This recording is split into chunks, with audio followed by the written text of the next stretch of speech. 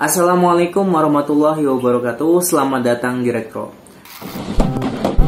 Di film ini ternyata bisa dibilang membahayakan diri, juga sebenarnya merupakan sebuah tindakan yang bunuh. Keselamatan di dunia emang penting ya, tapi keselamatan di akhirat jauh lebih penting.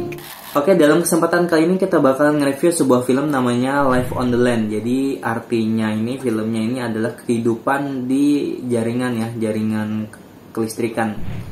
Jadi dalam film ini menceritakan bagaimana perjuangan tenaga-tenaga kelistrikan ini menormalkan kembali sebuah gangguan yang terjadi di kelistrikan ya, yang ada di jaringan.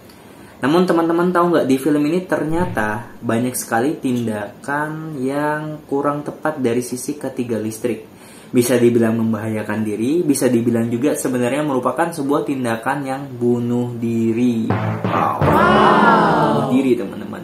Oke, sebelum kita next videonya, bagi teman-teman yang belum sholat atau ibadah, silahkan laksanakan dulu kewajibannya. Karena ingat, keselamatan di dunia emang penting ya, tapi keselamatan di akhirat jauh lebih penting. Oke, bagi yang sudah silahkan di next aja videonya. Oke, jadi di film ini kita lihat dulu di sini ya. Jadi di sini ada tiang listrik ya, ada beberapa tiang listrik ya, dimana antara tiang listrik ini kabelnya nih ada yang kelihatan merosot gini ya nih kabelnya. Jadi ada 3 kabel. Ini ada 3 kabel ya teman-teman ya. Di 3 kabel ini, satu kabelnya ini sebenarnya tegangannya 220 volt, dan kalau 3 ini antar pasnya 380 volt. Dan biasanya yang dipakai tegangan listrik rumah tangga kita itu yang 220 volt ya. Entah itu kulkas, mesin cuci, lampu, rice cooker dan lain-lain, itu 220 volt. Nah, kemudian tiang ini sepertinya jenis tiang kayu ya, tiang kayu. Ada isolator di sini dan ada peralatan ini, saya kurang tahu nih. Ini kemungkinan kayaknya peralatan untuk membantu pekerjaan listrik nanti ya. Oke, next aja, kita lihat di videonya. Oke, nah ya.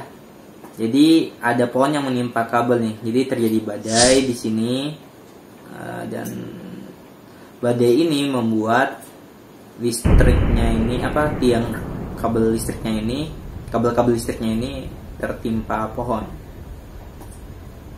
Jadi kita next aja ya. Nah, teman-teman perlu diperhatikan bahwa nih orang-orang pakai helm putih semua nih ya.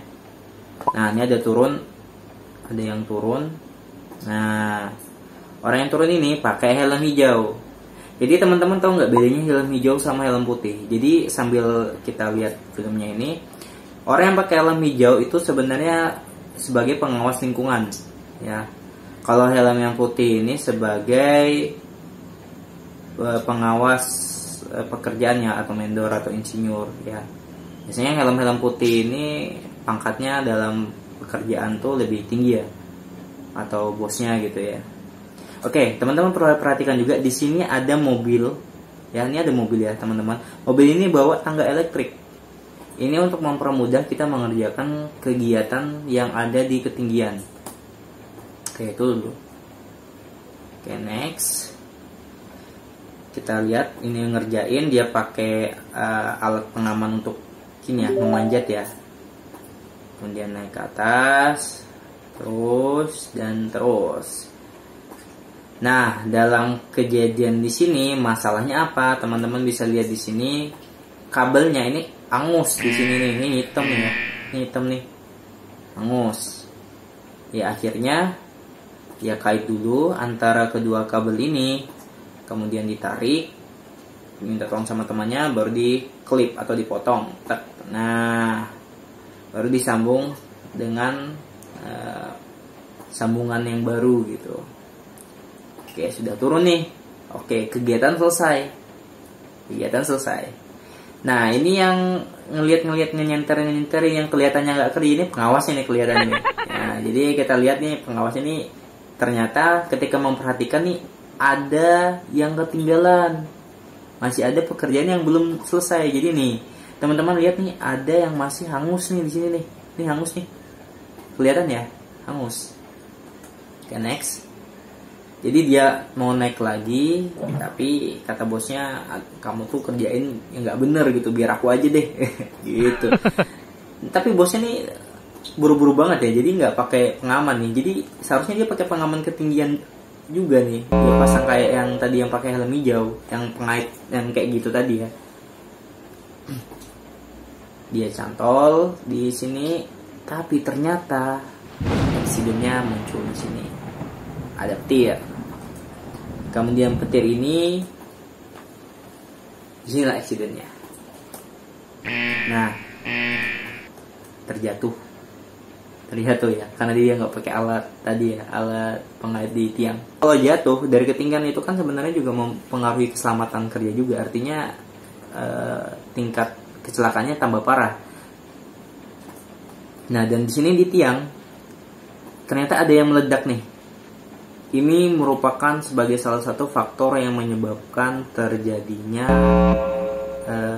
eksiden ini. Salah satunya selain petir tadi, di sini ada trafo cantol, teman-teman. Apa itu trafo cantol? Oke, nanti kita lihatkan ya. Oke. Dan jatuh. Oke. Jadi ketika ada petir tadi ya, petir menyambar tadi kan di situ ada kabel listrik nih. Kabel listrik itu mengantarkan sambaran petir tadi ke tiang yang lainnya. Ya, teman-teman tahulah sifat konduktor seperti apa. Jadi kita stop dulu videonya di sini. Dan salah satu penyebab eksiden ini sebenarnya juga ada trafo di sana ya. Trafo yang tadi itu sebenarnya membuat ledakan, dan di sana ada gap. Ada celah antara peralatan elektrik tadi, trafo tadi, sama konduktornya. Bayangin tegangan dari petir itu berapa. Oke, kita bakalan ngebahas lebih lanjut dari data-data. Oke teman-teman, kita bakalan melihat bagaimana bentuk peralatan dalam keadaan terang ya. Karena tadi waktu kita lihat di film tuh gelap banget ya. Jadi seperti yang saya bilang, di tiang itu ada ini teman-teman ya, ada trafo. Nah ini orang sebut juga gardu cantol gitu ya. Ya trafo cantol lah, jadi dia nyantol di tiang gitu. Nah kenapa bisa seperti ini? Jadi ingat ya, kejadiannya waktu itu kesambar petir salah satu tiang yang lain. Nah sambaran petir itu punya muatan listrik yang dihantarkan lewat konduktor itu, dan itu muatannya sangat besar ya, tegangannya tuh sangat besar. Berapa tegangan yang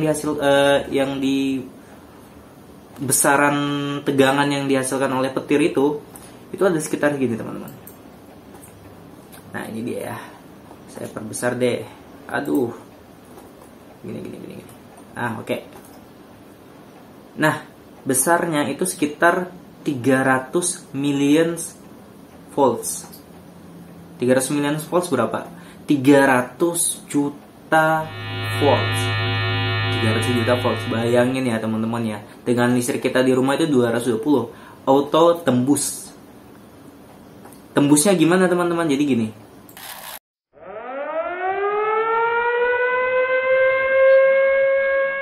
Ada celah ya, ada jarak ya antara konduktor sama trafo ini. Nah, ada gap. Paling enggak ini ya, paling enggak semeter lah ya, anggap semeter lebih mungkin ya, semeter lebih antara konduktor sama trafonya. Tembuslah tegangan tadi. Tegangan yang tembus tadi melalui udara itu menghasilkan panas yang sangat tinggi ya, sekitar 35.000 Fahrenheit. 35.000 Fahrenheit itu berapa besarnya nih? Jadi sudah saya konversi ya teman-teman ya. Jadi 35.000 Fahrenheit, kita kan sering pakai Celsius, itu sebesar, nah gini teman-teman, 19.426,667, anggap 19.500 lah, anggaplah, karena ini kan bahaya itu lebih bagus kita naikkan tingkatannya, anggap 19.500 kita buatin 19.500 derajat Celcius. Bayangin kalau kita kena panas kayak gitu bakalan gimana tubuh kita ya. Jadi ada gap di antara sana, merambat melalui udara, jadi sangat panas ya udara itu. Akhirnya karena terlalu panas ya, yang semuanya cuman arc flash ya menjadi arc blast. Muncullah udara dan gas yang sekitaran sana tuh meledak, menghasilkan pressure atau tekanan, dan orang tadi kena tekanan itu, ledakan itu, akhirnya badannya terbakar.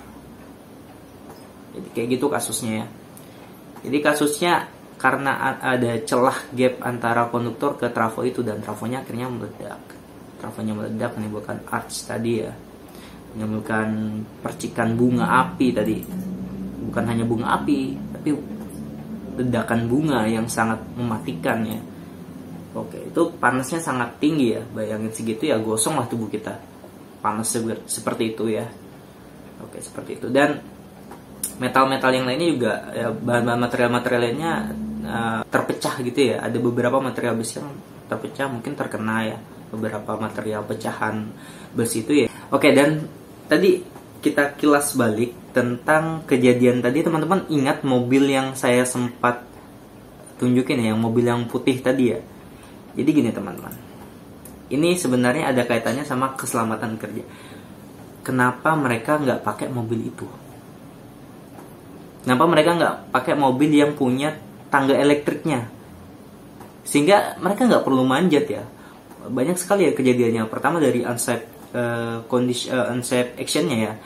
Mereka nggak pakai, yang pelakunya korbannya tadi nggak pakai penahan ini keamanan untuk memanjat ya, untuk ketinggian nggak dipakai, akhirnya jatuh tuh ya. Dan sebenarnya kalau misalnya kita menggunakan tangga elektrik, ini kemungkinan cederanya jauh lebih sedikit, karena kita tahu ledakan tadi terjadi di trafo tadi ya, ya seperti itu sih teman-teman ya. Jadi kalau dalam kejadian tadi seharusnya dia menggunakan tangga elektrik dan dia tidak akan terjatuh, seharusnya ya, dia tidak akan terjatuh dalam kondisi seperti itu. Oke, ini opini saya ya teman-teman ya mengenai itu. Oke, itu. Jadi kita matikan dulu videonya ini, dan saya ingin merangkum semua tentang kejadian itu. Kejadian ini tidak perlu terjadi. Wow. Di film sudah jelas banyak petir ya. Terjadi beberapa sambaran petir ya. Saya tunjukin ya. Oke. Nah, jadi ada sambaran petir. Ini sudah beberapa kali muncul gitu. Kenapa mereka tidak peka untuk jangan melakukan pekerjaan pada saat cuaca berbahaya? Kondisi yang memang sudah tidak safe, tidak aman. Kenapa mereka melakukan itu? Daripada melakukan pekerjaan itu, tunda dulu pekerjaan itu sampai badai hilang. Karena ini keselamatan, jangan bunuh diri gitu. Jangan bunuh diri, karena kita lihatlah ada petir ya. Kita ke tempat tinggi auto jadi sasaran gitu. Ya, posisinya tinggi, paling dekat sama langit ya. Maka akan cenderung muatan petir itu dialirkan ke sana. Jadi sebenarnya semua ini tidak perlu terjadi. Kalau pekerjaan itu ditunda. Tapi mereka tidak menundanya. Oke. Sebenarnya kita lihat ya dari beberapa kondisi, ada 5 piramida ya, 5 piramida dalam keselamatan kerja. Yang pertama itu eliminasi. Kita mengeliminasi dulu ke kondisi-kondisi yang bisa membahayakan kita. Salah satunya badai ini dieliminasi. Itu salah satunya ya. Habis itu ada substitusi. Kemudian ada engineering ya. Jadi kita melakukan sebuah rekayasa teknologi ya untuk mengurangi kecelakaan kerja ya, mengurangi bahaya pekerjaan itu. Kemudian dokumentasinya, kelengkapan dokumentasi. Dan kalau dilihat dari kejadian itu nampaknya tidak jelas ya dokumentasi pekerjaannya ya. Karena ini ada kejadian mereka langsung terjun ke lapangan. Entah dia sudah buat JSA-nya atau hierarkinya ya. Jadi kan perlu ada job safety analysis ya. Ya, perlu mereka lihat bagaimana peluang-peluang terjadinya kecelakaan, bagaimana cara menghindarinya, seperti itu. Nah, kemudian yang terakhir itu APD. Jadi teman-teman jangan berpikir APD itu adalah salah satu yang paling utama. Tidak. Eliminasi dulu. Eliminasi yang paling utama. Kita mengeliminasi unsafe condition yang tidak aman. Dan mungkin ada juga sebagian yang beranggapan bahwa dalam film ini ya mau nggak mau mereka kerja harus ngalirin listrik gitu. Kalau nggak ngalirin listrik nanti orang-orang gimana nanti mau melakukan kegiatan misalnya rumah sakit dan lain-lain. Makanya perlu keandalan suatu jaringan. Jadi tidak hanya satu jaringan aja ya, ada jaringan yang nge-backup. Misalnya jalur itu jalur untuk konsumen-konsumen yang penting. Biasanya seperti itu. Jadi tidak hanya fokus ke satu jaringan aja, ada jaringan untuk yang nge-backup lagi. Itu salah satunya. Jadi perlu ada keandalan gitulah, jangan sampai dalam keadaan badai pun diterjangin gitu. Oke, fine. Kita bisa menyelamatkan orang dengan adanya listrik yang berkesinambungan, ada listrik yang tersalurkan terus-menerus. Tapi ingat, nyawa itu berharga. Nyawa pekerja juga berharga. Jadi kalau teman-teman ada ya misalnya dalam kondisi badai, kebetulan mungkin jaringannya semuanya bermasalah, ya teman-teman harap bersabar. Karena kalau misalnya dikerjakan dalam kondisi tidak mengeliminasi bahaya seperti tadi, nyawa taruhannya. Oke, jadi itu untuk analisis film ini. Ada beberapa hal yang kita simpulkan ya. Yang pertama, kenapa repot-repot manjat padahal ada tangga electrical ya. Kemudian dari sisi banyak yang unsafe conditionnya tidak terlaksana ya. Maksudnya sudah tahu unsafe condition masih dilaksanakan, unsafe actionnya pun ada juga tadi ya, karena dia nggak pakai pengaman ketinggian, akhirnya dia jatuh. Walaupun memang sudah kena kena ledakan arch blast tadi, tapi ya paling tidak mengurangi cedera. Oke, jadi ini merupakan salah satu tindakan bunuh diri dan tidak direkomendasikan untuk dikerjakan. Ya, karena satu nyawa sangat berharga. Ingat, listrik itu adalah teman. Kalau misalnya kita perlakukan dia dengan benar, dia akan jadi teman. Kalau kita perlakukan dia dengan cara yang salah, dia akan menjadi musuh yang sangat berbahaya. Oke, itu aja dari Direktro. Kurang lebihnya saya mohon maaf. Kalau misalnya ada yang keliru, ada yang salah dalam menjelaskan, teman-teman komen aja ya. Ya, wassalamualaikum warahmatullahi wabarakatuh. Yo yo.